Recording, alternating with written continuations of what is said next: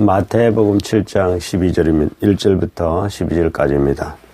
비판을 받지 아니하려거든 비판하지 말라. 너희가 비판하는 그 비판으로 너희가 비판을 받을 것이요 너희가 헤아리는 그 헤아림으로 너희가 헤아림을 받을 것이니라. 어찌하여 형제의 눈 속에 있는 티는 보고 내 눈 속에 있는 덜보는 깨닫지 못하느냐. 보라, 내 눈 속에 덜보가 있는데 어찌하여 형제에게 말하기를 나로 내 눈 속에 있는 티를 빼게 하라 하겠느냐. 외식하는 자여, 먼저 내 눈 속에서 덜보를 빼어라. 그 후에야 밝히 보고 형제의 눈 속에서 티를 빼리라. 거룩한 것을 개에게 주지 말며 너희 진주를 돼지 앞에 던지지 말라. 그들이 그것을 발로 밟고 돌이켜 너희를 찢어 상하게 할까 염려하라. 구하라, 그리하면 너희에게 주실 것이요 찾으라, 그리하면 찾아낼 것이요 문을 두드리라, 그리하면 너희에게 열릴 것이니 구하는 이마다 받을 것이요 찾는 이는 찾아낼 것이요 두드리는 이에게는 열릴 것이니라. 너희 중에 누가 아들이 떡을 달라 하는데 돌을 주며 생선을 달라 하는데 뱀을 줄 사람이 있겠느냐. 너희가 악한 자라도 좋은 것으로 자식에게 줄 알거든 하물며 하늘에 계신 너희 아버지께서 구하는 자에게 좋은 것으로 주시지 않겠느냐. 그러므로 무엇이든지 남에게 대접을 받고자 하는 대로 너희도 남을 대접하라. 이것이 율법이요 선지자니라. 오늘 말씀은 황금률이 나옵니다. 바로 12절 말씀인데요. 다시 한번 읽어드리겠습니다. 그러므로 무엇이든지 남에게 대접을 받고자 하는 대로 너희도 남을 대접하라. 이것이 율법이요 선지자니라. 이 황금률은 관계의 기본이 되는 그러한 계명입니다. 이게 왜 황금률이 되었는가 하면 로마 황제 세베루스라는 황제가 이 구절을 황금으로 그렇게 써놓았다 해서 황금률이 되었다라고 그런 속설이 있습니다만은, 그러나 이 구절이 정말 인간관계의 기본이고 또한 핵심적인 그러한 법이 되기 때문에 황금률이라 그렇게 불려오지 않았을까 생각을 하게 됩니다. 1절은 이렇게 시작을 하죠. 비판을 받지 아니하려거든 비판하지 말라. 너희가 비판하는 그 비판으로 너희도 비판을 받을 것이고 너희의 헤아리는 그 헤아림으로 너희도 헤아림을 받을 것이다 말씀하고 있습니다. 그리고 이어서 티와 덜보 이야기가 나옵니다. 내 눈 속에 있는 덜보는 보지 못하고 남의 눈에 있는 티를 보고 비판하는 사람들에 관해서 말씀하고 있습니다. 보통 우리는 자신의 약점은 잘 보지 못하고 다른 사람의 약점을 아주 신랄하게 비판을 하지요. 이것을 또한 자신의 약점을 또한 합리화하는 그러한 사람들이 바로 우리들입니다. 이것을 내로남불이라고 이야기하죠. 내가 하면 노면서고 다른 사람이 하면 불륜이다라는 것인데요. 바로 예수님께서는 이것을 외식으로 또한 지적하고 있습니다. 자기의 눈 속에 있는 덜보는 보지 못하고 다른 사람의 눈에 있는 티를 빼려고 하는 사람들을 향해서 외식하는 자여라고 이야기를 하고 있습니다.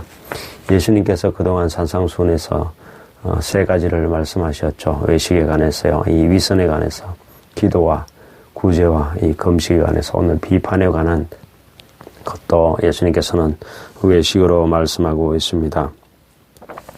즉 남은 신랄하게 비판하면서 자신의 잘못은 보지 못하는 자들을 외식하는 자들이라고 말씀하셨습니다. 우리가 이 비판에 빠지지 않기 위해서는 어떻게 하면 좋을까요? 유럽의 어느 도시에서 엄학회가 열리고 있었습니다. 고기 절정을 향해 나아가고 있었고 지휘자는 정말 혼신을 다해서 지휘를 했습니다. 또한 단원들도 정말 열심히 연주를 하고 있었습니다. 너무 혼신의 힘을 다한 지휘자의 소매가 결국 찢어지고 말았지요.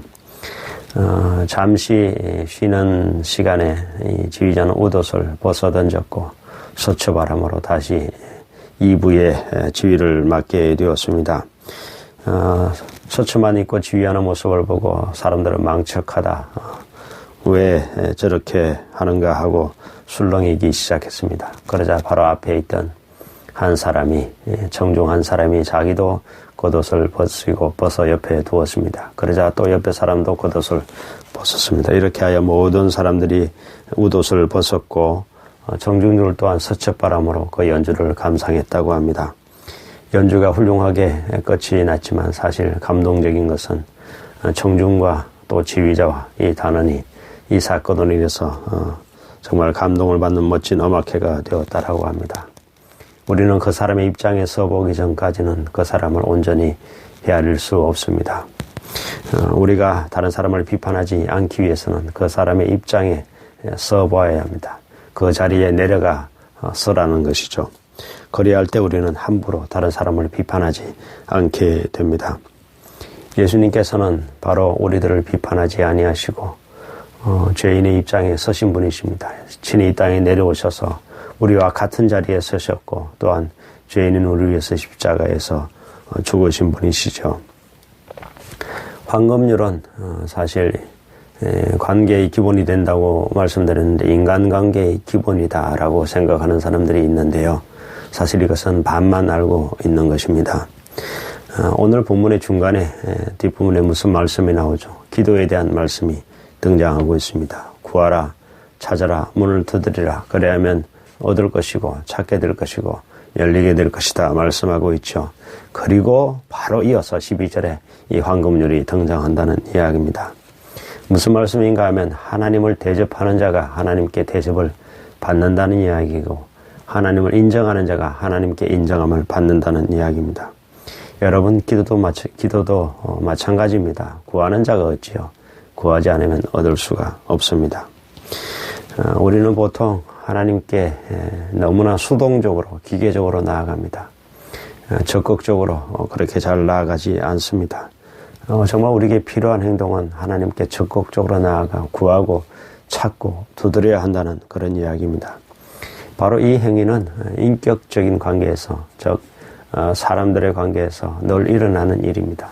제가 예전에 말씀드렸죠. 한 여자를 3년 넘게 그렇게 짝사랑하고 결국 아무 말도 못하고 그 여자는 다른 곳에 시집을 가버렸다고요. 여러분 하나님도 마찬가지입니다. 저와 여러분이 하나님께 적극적으로 반응할 때 하나님을 적극적으로 찾을 때 하나님 또한 나에게 관심을 보이실 것이고 또 하나님께서는 나의 그 적극적인 구함에 응답하여 주십니다. 기도하겠습니다. 하나님 아버지, 우리가 다른 사람을 함부로 비판하지 않게 하시고 그 사람의 입장에 그 자리에 서보기 전까지는 그 사람을 함부로 헤아리지 않는 자들 될 수 있도록 도와주시기를 원합니다.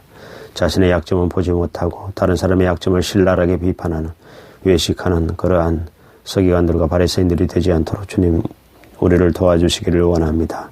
아버지 하나님, 이 황금률의 법칙을 하나님께도 그대로 우리가 적용하는 자들 되게 하셔서 적극적으로 구하고 찾고 두드려 하나님의 응답을 받게 하시고 하나님의 그 관심을 받을 수 있는 복된 저희들 될 수 있도록 하나님 도와주시옵소서. 사랑이 많으신 예수님의 이름으로 기도드립니다.